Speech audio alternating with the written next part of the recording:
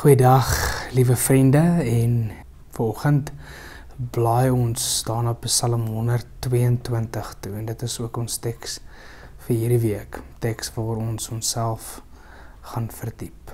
Kom ons lees Psalm 122. Ek was bly toe hulle vir my gesê het, kom ons gaan na die huis van die Here toe. En nou is ons hier binne in jou, Jerusalem. Jerusalem is die stad wat stewig gebou is, waarin die stamme kom, die stamme van die Here. Dit is 'n voorskrif vir Israel om die naam van die Here hier te loof. Hier word reg gespreek, hier lewer die koning sy uitsprake, die koning uit die geslag van Dawid. Bid dat Jerusalem vrede mag hê, dat hulle wat hom liefhet rustig mag woon.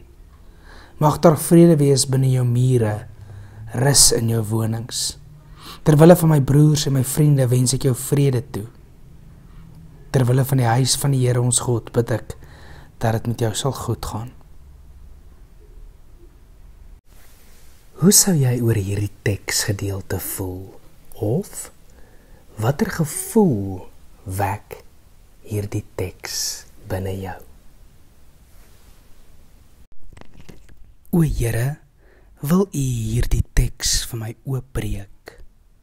Oopbreek sodat ek dieper kan sien, dieper kan verstaan en uiteindelik nuut kan leef. Amen. Seën vir jou vir die res van hierdie week en voorspoed. Wees op die uitkyk om te kyk waar kan jy God aan die werk sien. Mooi bly.